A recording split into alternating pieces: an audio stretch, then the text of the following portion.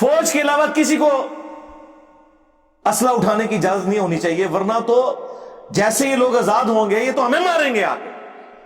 آج جتنے street crime ہو رہے ہیں نا، عام بندہ نہیں یہ اسٹریٹ کرائم کر سکتا۔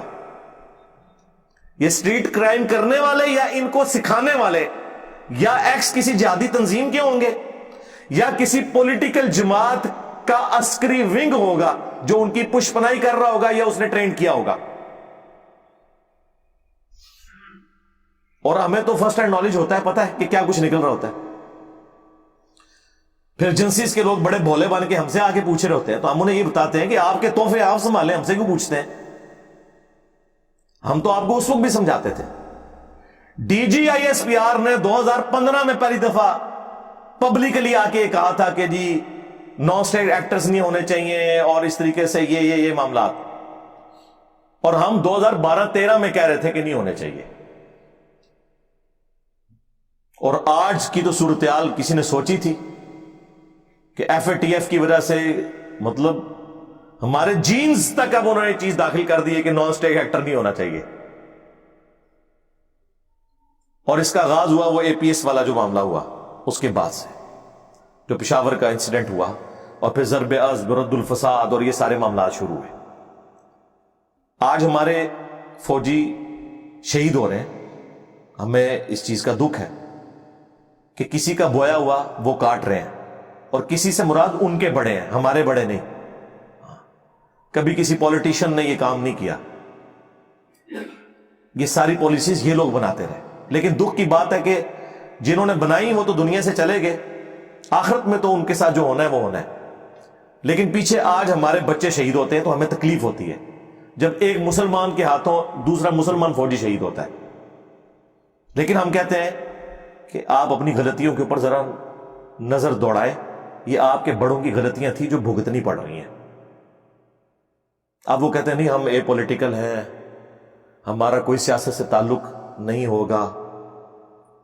اور بھئی اگر آپ اے پولیٹیکل ہیں، سیاست سے آپ کا کوئی تعلق نہیں ہے، اگر مجھ سے پوچھیں، میری رائے ہے، ہر ایک بندے کو حق ہے رائے رکھنے کا، اور پھر میرے جیسا پڑھا لکھا بندہ جس نے پچھلے 10-12 سال میں ثابت کر دیا کہ آپ کے تھنک ٹینکس جو چیزیں آج سمجھ رہے ہیں ہمیں 12 سال پہلے سمجھ آ گئی تھی، 10 سال پہلے سمجھ آ گئی تھی۔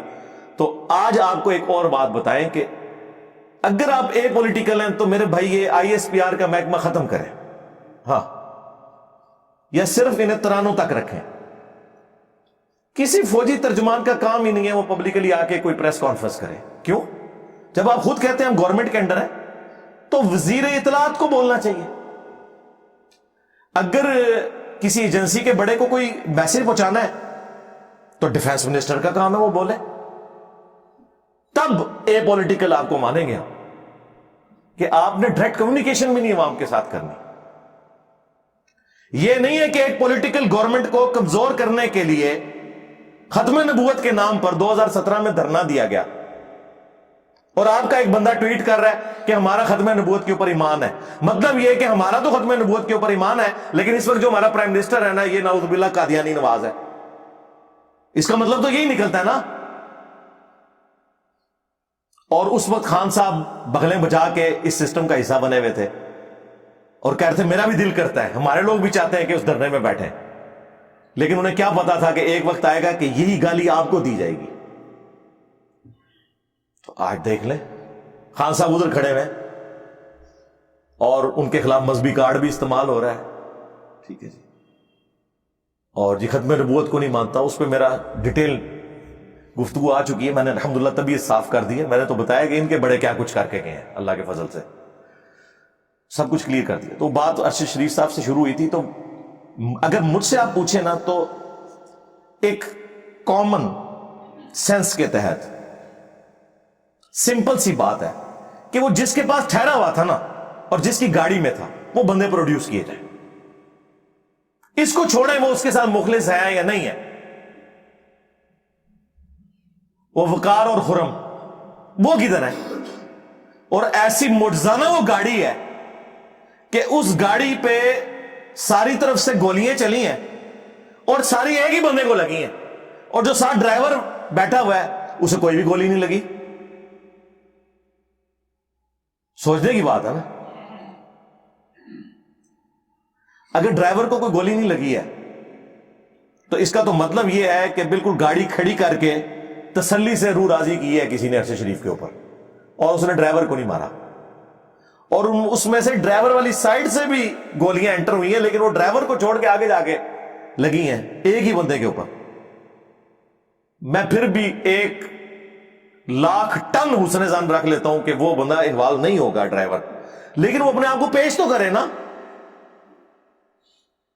انویسٹیگیشن کا حصہ بنے اور صحیح بات بتائے. بھاگے ہوئے وہ جن لوگوں کے اوپر, اب ان کے بھاگنے کی وجہ سے کیا ہو رہا ہے کہ جو پرو اسٹیبلشمنٹ لوگ ہیں وہ کہہ رہے ہیں کہ یہ خان صاحب نے یا ان کے ہینڈلرز نے, خان صاحب کے بھی ہینڈلرز ہیں نا, اگر سرکار گورنمنٹ دے ہینڈلر نے تو خان صاحب نے بھی ہینڈلر ہیں نا. وہ کہتے ہیں ان کے ہینڈلرز نے ایک جسٹیفیکیشن تلاش کی, خود مروایا اس کو تاکہ اس کا خون جو اسٹیبلشمنٹ کے کھاتے میں ڈالا جائے. اور اسٹیبلشمنٹ والے کہتے ہیں ہمارا دماغ خراب ہے کہ ہم یہ حرکت کریں, کہ اس جدید دور کے اندر تو فون کے ریکارڈ کے ذریعے باقی چیزوں سے فوراً پکڑا جاتا ہے. ہم نے کام کیوں کرنا تھا؟ اسی لیے انہوں نے فوراً آفیشل لیٹر پرائم منسٹر کو لکھا کہ آپ JIT بنائیں اور تحقیق کریں اس پورے معاملے کی. پھر وہ آپ کو پتہ یہاں سے کینیا ٹیم بھی گئی, پھر واپسی پہ بھی پوسٹ مارٹم ہوا, اور پوسٹ مارٹم کی بھی تصویریں ایک صحافی نے لیک کر دی ہیں. اب ان تصویروں کے اوپر بھی عجیب و غریب قسم کی چیزیں چل رہی ہیں.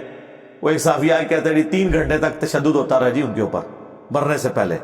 بھائی دنیا میں امریکہ کے پاس بھی یہ ٹیکنالوجی نہیں ہے جو یہ بتا سکے کہ کتنے گھنٹے اس کے اوپر تشدد ہوا.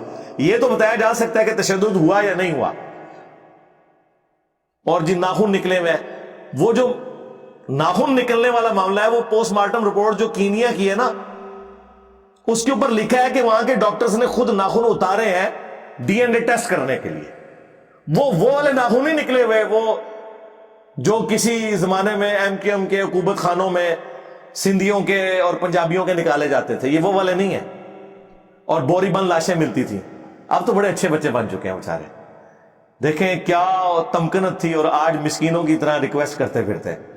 ہر عروج کو زوال ہے, یہ دیکھ لیں. تو اس طریقے سے مختلف چیزیں, اور وہ کہہ رہے ہیں چونکہ وہ گولی لگنے کی جگہ جو ہے وہ سیاہ بھی ہوئی ہے, اگر گولی قریب سے ماری جائے نا تو وہ جگہ سیاہ ہو جاتی ہے, کیونکہ وہ بالکل قریب سے, اور وہ گرم ہوتی گولی اس وقت. تو وہ کہتے ہیں اگر دور سے ہو تو صرف زخم کا نشان ہوتا ہے, اگر قریب سے ہو تو سیاہ بھی ہوتا ہے. وہ کہتے ہیں بالکل قریب سے ماری گئی ہیں. ہر طرح کی سٹوریز اس حوالے سے مارکیٹ میں آئی ہوئی ہیں. تو ایسی صورتحال کے اندر ہم زیادہ سے زیادہ اس چیز کو کنڈیم کر سکتے ہیں. اور مجھے تو کسی سے کوئی سرٹیفکیٹ لینے کی ضرورت نہیں ہے کہ میں قتل ناحق کے حوالے سے کیا سٹانس رکھتا ہوں. ہم تو یقین کریں مطلب ڈرے ہوئے ہیں کہ ابھی یہ آگے حالات و واقعات کیا ملک کے ہونے جا رہے ہیں. ہمارے پولیٹیکل لیڈرز, ہمارے ریاستی اداروں کے لوگ مل بیٹھ کے کوئی سلوشن تلاش کریں اس حوالے سے. ہم تو دعا ہی کر سکتے ہیں, اللہم ربنا آتنا فی الدنیا حسنہ وفی الآخرۃ حسنۃ وقنا عذاب النار. اللہم احسن عاقبتنا فی الامور کلہا واجرنا من خزی الدنیا وعذاب الآخرہ. اللہم صلی علی محمد وعلی آل محمد واصحاب محمد وازواج محمد اجمعین الی یوم الدین. آمین.